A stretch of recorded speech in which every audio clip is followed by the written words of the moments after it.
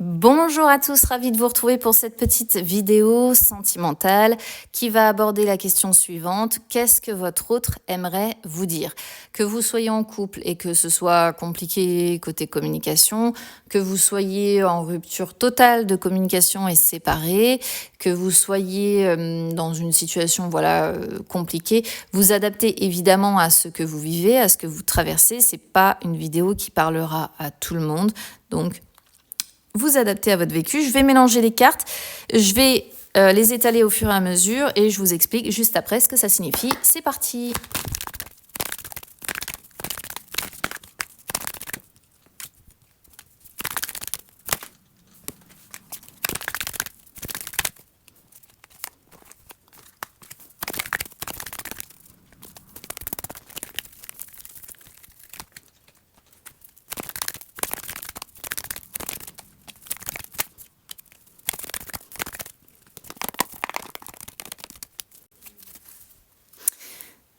Alors, attendez, je vais mettre ça bien parce que c'était un petit peu long parce que je les ai toutes prises d'un coup.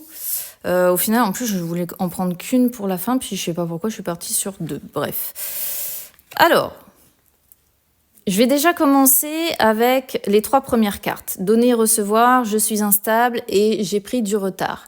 Alors ici, on voit que clairement, il y en a un qui donne plus que l'autre dans la relation. Il y en a un qui est stable, qui est bien dans ses pompes, qui est bien dans sa vie, et l'autre qui est clairement instable, qui sait pas ce qu'il veut, qui se comporte, qui peut répéter des schémas, certains schémas évidemment nocifs, pas positifs. On sent vraiment une différence de comportement, d'accord? Donc on voit ici une personne qui est un coup c'est oui, un coup c'est non, qui alterne entre le vrai et le faux semblant, qui peut faire des allers-retours, qui peut s'enfermer aussi dans des situations négatives, surtout avec j'ai pris du retard, qui confirme en fait cette carte-là, qui montre une personne qui choisit toujours de prendre la mauvaise direction plutôt que la bonne. Ok, donc ça montre vraiment une différence avec cette carte-là. Donc je pense que ce sont vos deux énergies, tout simplement. Vous qui d'un côté avez énormément à donner, énormément d'amour, énormément de... Ouais, vous avez le cœur sur la main, vous avez envie vraiment de donner à l'autre. Et en face de vous, vous avez une personne, un coup c'est oui, un coup c'est non. Ça peut être une personne qui fait des allers-retours aussi. C'est une personne qui peut, comme je disais, reproduire également toujours les mêmes schémas, les mêmes problèmes. Et c'est une personne qui a du mal à assumer également ses sentiments, qui n'est pas prête à tout quitter pour vous, clairement, ou à laisser tomber certaines choses pour vous, ou à laisser tomber certains comportements, certains schémas pour vous. Alors, je vais venir après sur la carte « Je travaille sur moi », mais c'est une personne qui a énormément de mal à travailler sur elle, finalement, qui devrait quelque part être aidée, probablement par une personne professionnelle. C'est une personne qui, malheureusement, doit vivre ses propres expériences.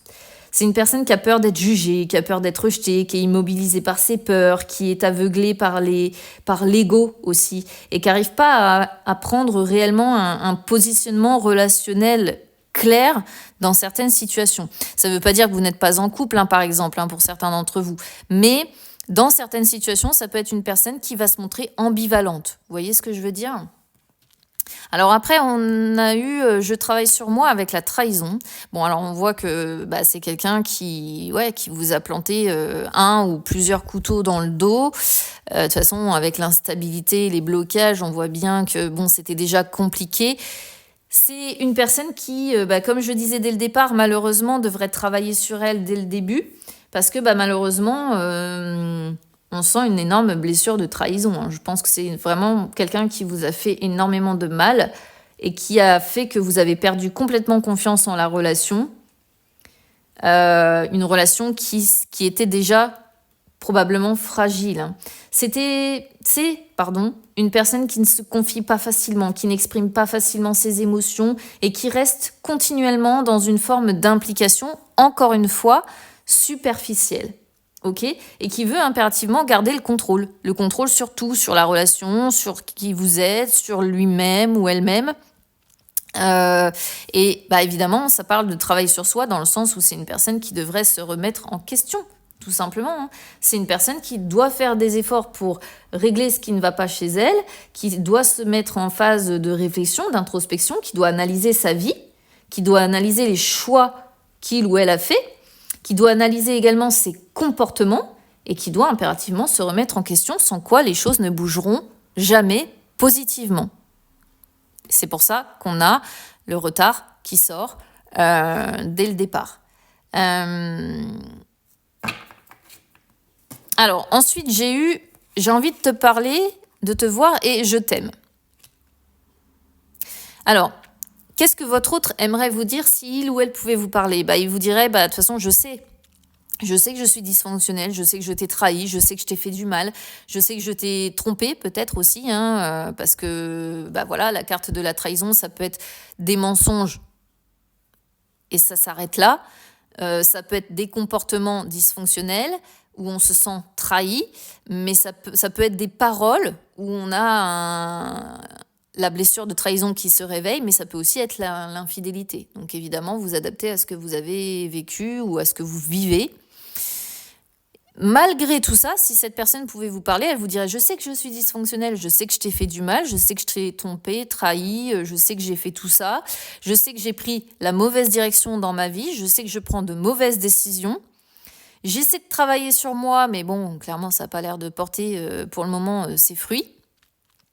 Mais malgré ça, si je pouvais te le dire clairement et franchement, j'ai vraiment des sentiments pour toi, j'ai vraiment de l'amour pour toi. Si cette personne pouvait parler, eh bien, c'est ce qu'elle vous dirait, qu'elle a réellement de l'amour sincère, réel pour vous. C'est une personne qui a besoin d'oser sortir de sa zone de confort. Hein. Mais ça, c'est beaucoup plus compliqué. Là, on a la notion quand même de temps. C'est une personne qui aimerait revenir, hein.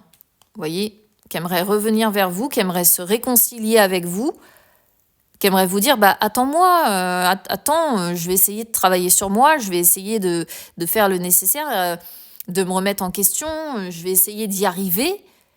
Et ensuite, on se retrouvera tous les deux et j'oserai agir correctement envers toi, j'oserai travailler sur moi, j'oserai faire des compromis, j'oserai, je t'assure, j'oserai changer les choses, j'oserai agir positivement. Mais il y a une réelle bataille entre son âme et son ego. Et je pense que c'est l'ego qui l'emporte, puisque dans l'immédiat, on voit bien avec le masculin qu'on reste sur une pause ou une réelle séparation. Je vois pas... c'est une personne qui a envie de revenir, mais dans les faits, son ego est tellement fort. On a deux fois la notion d'ego ici. On a une personne fuyante à cause de son ego, et qui préfère abandonner, qui préfère s'éloigner, qui préfère lâcher l'affaire. Je vais dire ça comme ça. Donc si votre autre pouvait parler, il vous dirait tout ça, en réalité. Il vous dirait que certes, il vous aime vraiment, il a vraiment des sentiments pour vous, mais il est trop dysfonctionnel pour réussir à s'assumer, et quand son ego parle, il n'arrive pas encore à agir, quoi. Voilà ce que je peux vous dire. Bon courage.